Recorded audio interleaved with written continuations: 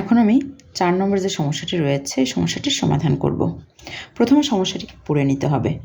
বার্ষিক 15% মুনাফায় কোনো ব্যাংক থেকে কিছু টাকা ঋণ নিয়ে 1 বছর পর 1680 টাকা মুনাফা দেওয়া হলো। আসল কত ছিল? আমরা আসল নির্ণয়ের সূত্রটি যেহেতু জানি, আমি সূত্র ধরে সমস্যাটির সমাধান করব। তাহলে এখানে বার্ষিক মুনাফার হার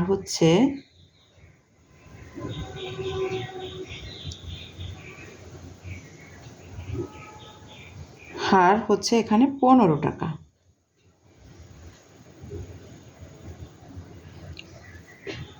আর বার্ষিক মুনাফা হচ্ছে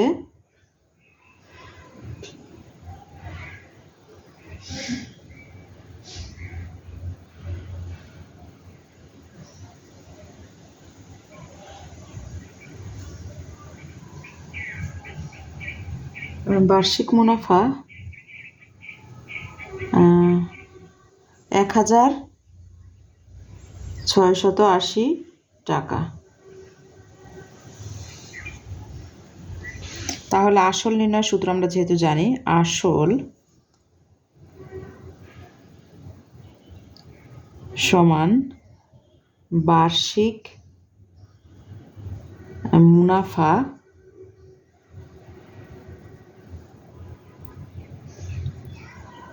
গুণ 100 ভাগ হচ্ছে বার্ষিক মুনাফার হার।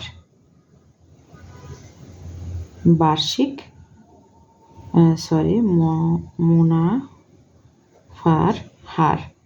তাহলে এখানে আমরা এখন বার্ষিক মুনাফার হার হচ্ছে আমাদের 15%, আর বার্ষিক মুনাফা হচ্ছে 1680 টাকা। তাহলে এখন এরপরে আছে 100 হচ্ছে গুণ, আর বার্ষিক মুনাফার হার হলো 15%, অর্থাৎ 15, শতকরা 15।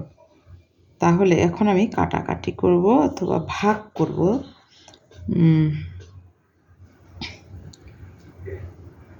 সরাসরি আমি ভাগ করি। 15কে 1680 দিয়ে যদি ভাগ করি তাহলে 15 একবার দিয়ে গুণ করলে হবে এখানে 15। এবার বিয়োগ করব 1, আর পাশে 8 কেটে নিয়ে আসবো। আবারও একবার যাবে 15, পাশে 0 আছে, 15 বিয়োগ করব, 5 4 3 8, পাশে 0 আছে একটা, কেটে নিয়ে আসবো।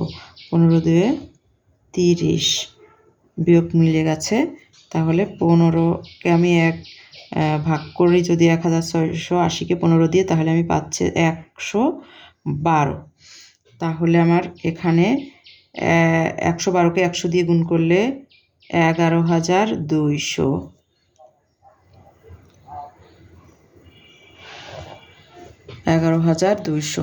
তাহলে অতএব আসল পেলাম আমরা, আসল সমান 11,200 টাকা।